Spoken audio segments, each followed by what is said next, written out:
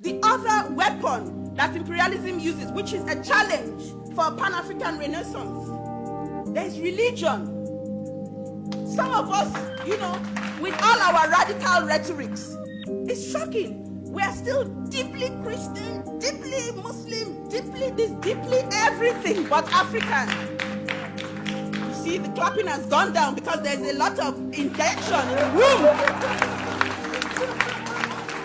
And we can't understand as long as you continue to see and to understand God and the Creator through the lenses of another race. You will never know freedom in your life. Never.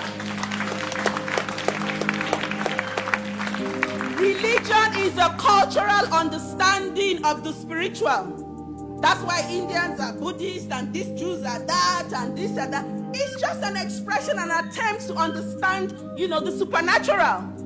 So when we as Africans continue the denigration, you hear Africans say, oh, that's fetish. Like some people, when they see the cowries, oh, that's fetish. Do you know what it is? This is where the problem is here. In the head. In the head. And if we don't fix that problem in the head and in the mind, we ain't going nowhere. You see, the Chinese are coming to Africa, right? Or they're already there. They're going to bring their own God, Confucius, whatever it is they practice. And you'll see Africans there, worshipping. There must be a cultural revolution also.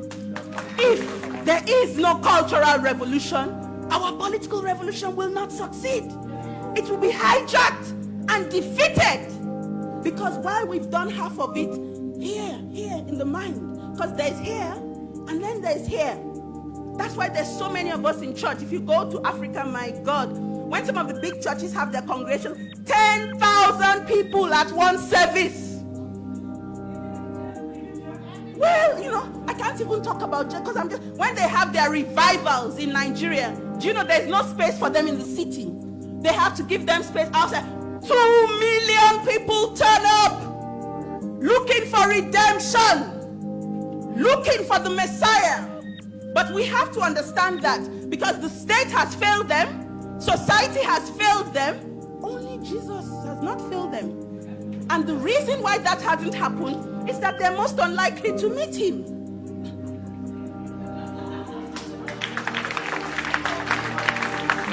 The same thing. And I don't mean to upset any of the Christians here. I come from a Christian home, a background, we're serious Catholics. My mom has got her big shrine in our house. All right?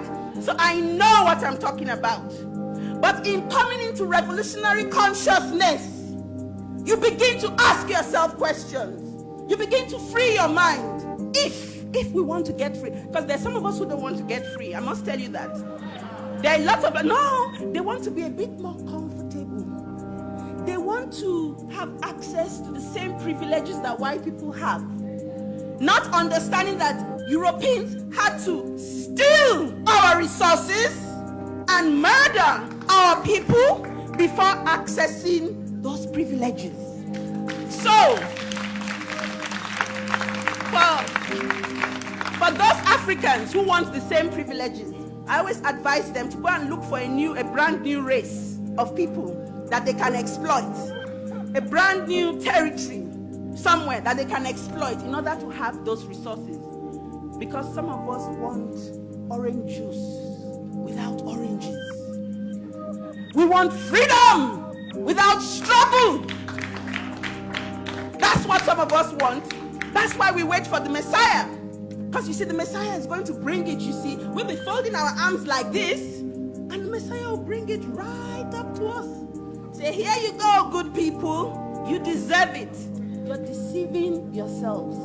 And if we're not careful, in the next 30, 40, and 50 years, our children will come again, whether we assemble in London, in Lagos, in Accra, in wherever, and have the same discussion all over again.